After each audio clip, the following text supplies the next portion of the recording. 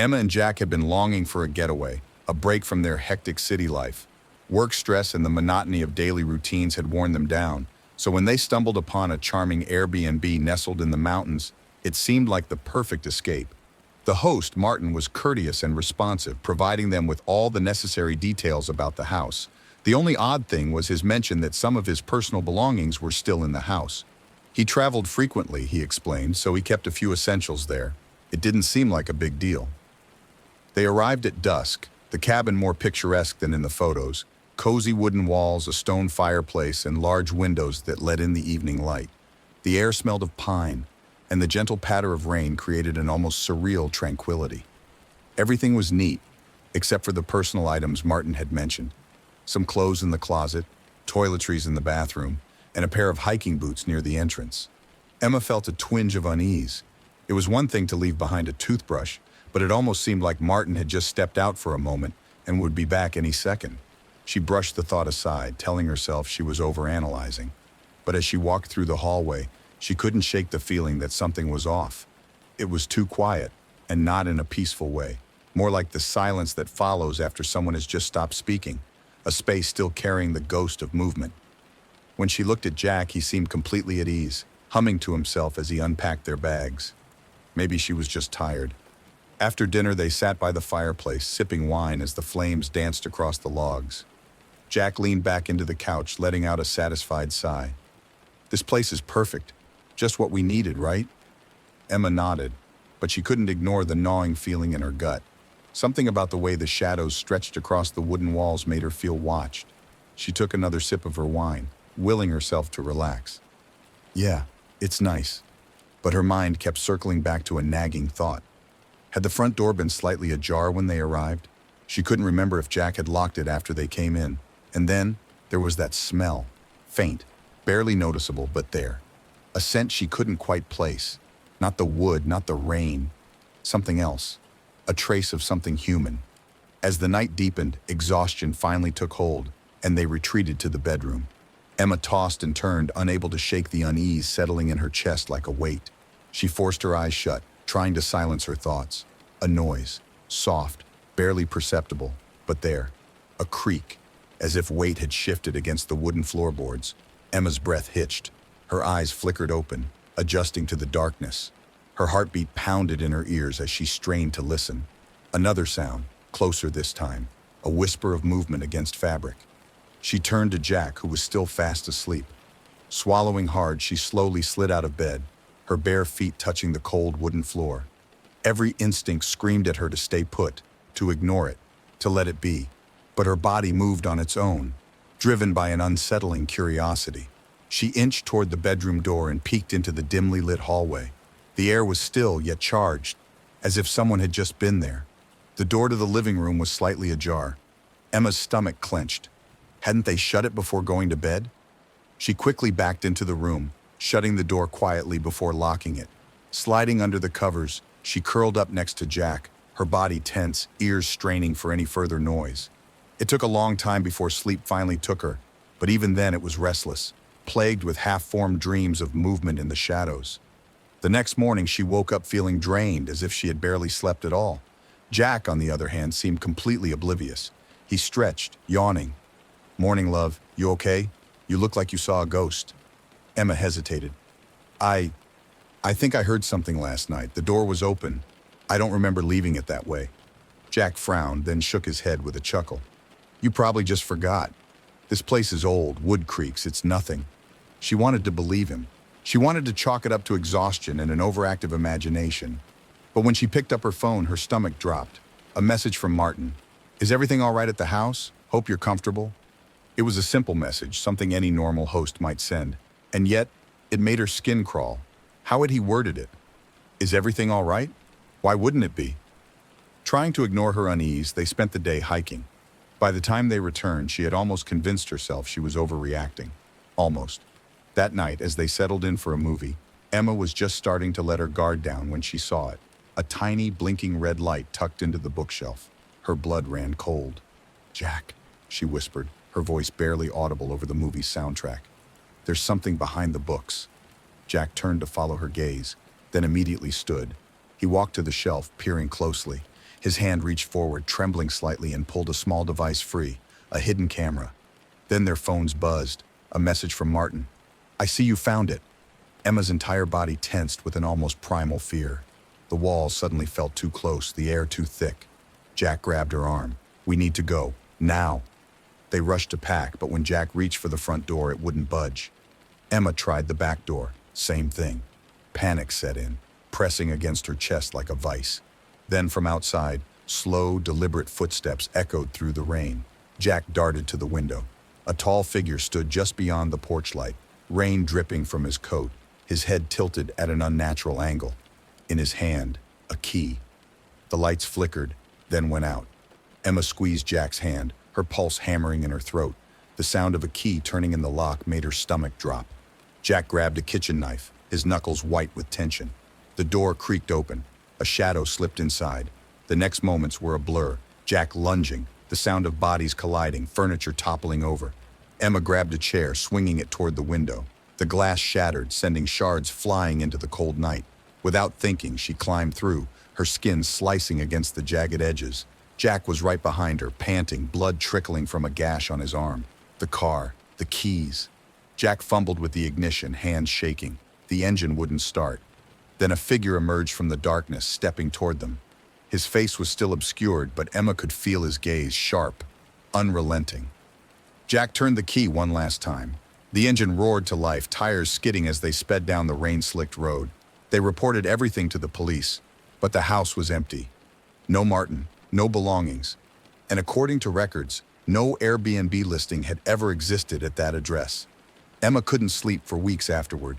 Even in the safety of their apartment, she felt it. That lingering presence, the sense of being watched. And in the dead of night, when the house was silent, she sometimes swore she could still hear the sound of footsteps just beyond the door.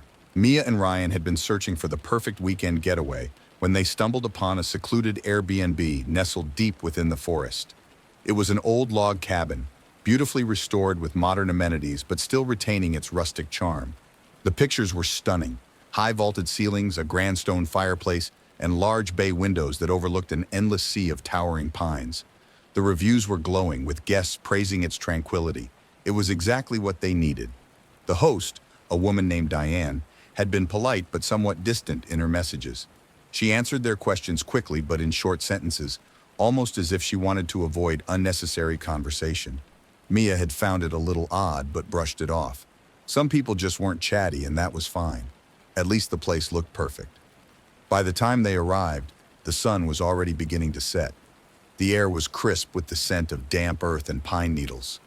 The dirt road leading to the house was narrow, barely wide enough for their car, and as Ryan parked, the crunching of gravel beneath the tires sounded deafening in the silence of the forest.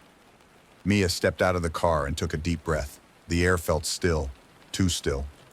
She glanced around, expecting to hear the usual rustling of wildlife, but the woods were eerily silent. No birds, no wind rustling through the leaves, just silence. Ryan was already at the trunk, pulling out their bags. "Come on," he said, smiling. "Let's check this place out." The inside of the cabin was just as beautiful as the photos had shown. The scent of old wood and faintly lingering smoke from past fires filled the air. A large rug covered most of the wooden floor, and a few antique decorations added to its charm. Everything was neat and in place, almost too perfect. "Feels like no one's been here in a while," Mia muttered. Ryan chuckled. "That's a good thing, right? No weird messes to deal with." Mia nodded but couldn't shake the strange feeling creeping up her spine. There was something about the air inside the house. It didn't feel stale, but it carried a certain weight, like a lingering presence that hadn't yet faded. They spent the evening by the fire, drinking wine and listening to the steady rhythm of rain tapping against the windows. The warmth of the fire should have been comforting, but Mia couldn't relax. Several times she thought she saw movement from the corner of her eye, just quick, fleeting shadows at the edge of her vision. When she turned to look, there was nothing there. She turned to Ryan, who was flipping through channels on the TV. "Did you hear that?" she asked. Ryan glanced at her, then back at the screen. "Hear what?" Mia hesitated. Maybe she was imagining things. "Nothing," she murmured, trying to shake off the feeling. They eventually went to bed, but Mia struggled to fall asleep. The unfamiliar room, the weight of the silence, it all felt too unnatural. She lay still, listening, her heart pounding for no reason she could explain. And then, just as she was beginning to drift off, she heard it again, a soft creak, not from outside, not from the forest, from inside the house. Her breath hitched. She turned her head toward the bedroom door, which was slightly ajar, allowing a sliver of moonlight to spill in from the hallway. Ryan was still asleep beside her, his steady breathing the only reassuring sound in the room. Another creak, closer this time. Mia sat up slowly, her throat tightening. The air in the room felt colder. She reached for her phone and turned on the flashlight, pointing it toward the doorway. Nothing. She told herself it was just the house settling. That was all. But the unease refused to leave her. Finally, she lay back down, forcing herself to close her eyes. The next morning, she woke up feeling groggy, as if she had barely slept at all. Ryan was already up, making coffee in the kitchen. She rubbed her temples, trying to shake off the lingering unease from the night before. Then she saw it, on the nightstand beside the bed. A note, a piece of old yellowed paper that hadn't been there the night before. Her blood turned to ice as she picked it up. The handwriting was shaky, almost frantic. "He's still here. Don't stay another night." Mia's breath came in short gasps. She spun around, searching the room. How had this gotten here? Who had put it there? She grabbed the note and rushed to the kitchen. "Ryan!" She stopped mid-sentence when she saw him standing by the window staring at something outside. His face was pale. "Mia," he said slowly, his voice barely above a whisper. "Someone's out there." She followed his gaze. Between the trees, partially obscured by the morning mist, a figure stood motionless, not moving, not walking, just standing, watching. They left without packing. The tires skidded in the mud as Ryan sped down the winding forest road, refusing to look in the rearview mirror. They didn't stop until they reached the next town, where they checked into a motel for the night. Mia sent a message to Diane demanding an explanation. The reply came almost instantly. "I told them to leave that house alone." The Airbnb listing disappeared the next day. When Mia tried to find any information about the cabin, she found nothing. No records, no past listings. It was as if the place had never existed. And yet, even weeks later, when she was safe at home, she couldn't shake the feeling that whoever, or whatever, had been in that house, had followed them. Ben had been on the road for hours, exhausted from the long drive and eager to check into his Airbnb for the night. The trip had been planned months in advance, a work-related conference in a city he had never been to before. The Airbnb listing had seemed perfect, a quiet, private home in a peaceful neighborhood just outside the city center. The host, Michael, had messaged him earlier in the day with the check-in instructions, leaving a warm note about how he hoped Ben would enjoy his stay. It had all seemed normal, until now. Pulling up to the house, Ben frowned. It looked different. The pictures had shown a modern, well-lit home, but this place felt old, almost abandoned. The paint on the wooden panels was peeling and the porch light flickered weakly. He double-checked the address on his phone. This was the right place, but something about it felt wrong. Stepping out of the car, he hesitated before heading to the door. The air was thick, heavy with the scent of damp wood and something faintly metallic. His fingers trembled slightly as he entered the key code the host had given him. The lock clicked, and the door creaked open. Inside, the house was eerily silent. A musty smell filled the air as if it had been closed up for too long. The furniture was different from the listing photos. Older, worn, almost as if the house had been stuck in another time. The dim light from the hallway cast long shadows across the wooden floor. Ben shivered. The air inside was unnaturally cold despite the warm night outside. He set his bags down and pulled out his phone, considering calling the host. But as he opened the message thread, his stomach twisted. The messages from Michael were gone. No confirmation, no check-in details, no conversation. It was as if he had never spoken to the host at all. His pulse quickened. Maybe it was just a glitch. Maybe his phone had lost signal. But as he tried to send a message, the text failed to go through. He had full bars of service, so why wouldn't it send? He moved cautiously through the house, running his fingers along the dust-covered surfaces. Every step echoed, filling the silence like a whisper. Then, soft creaks just overhead. He stopped, heart pounding. The sound was unmistakable. Footsteps, slow, deliberate. Ben's body tensed. His breath came in shallow bursts as he looked toward the staircase. The second floor was completely dark. The air itself felt charged, as though the house was waiting, watching. He tried to convince himself it was just the house settling, but the sound had been too deliberate, too steady. Then came a whisper. His name. The sound was impossibly close, as though someone had spoken just behind his ear. He spun around, but the room was empty. Ben's phone vibrated in his hand. A new message. "You're in the wrong house." A slow, creeping horror spread through him. The text wasn't from Michael. It was from an unknown number. His grip tightened around the phone as his body screamed at him to leave. Then from upstairs, a door creaked open. Ben's blood ran cold. He didn't wait to see what or who was there. He bolted for the front door, but as he grabbed the handle, it wouldn't turn. Locked. His breath came in sharp gasps as he frantically twisted it, but it refused to budge. A floorboard groaned above him. Ben backed away from the door, chest rising and falling in rapid, panicked breaths. His mind raced, trying to process what was happening. Then, another sound. This time from behind him. The back door. A soft, deliberate knock. Ben turned, his vision tunneling. He didn't want to answer it. Every instinct in his body screamed at him to run, but there was nowhere to go. Then came another knock, slow and deliberate, echoing through the house like a heartbeat. He took a trembling step back, his phone slipping from his hand onto the floor. The screen flickered, another message. "Don't open it." The knocking stopped. Silence stretched out, thick and suffocating. Then the front door unlocked. The handle twisted slowly, and the door creaked open an inch. Cold air seeped in from the night outside. Ben couldn't breathe, couldn't move, and then he saw it.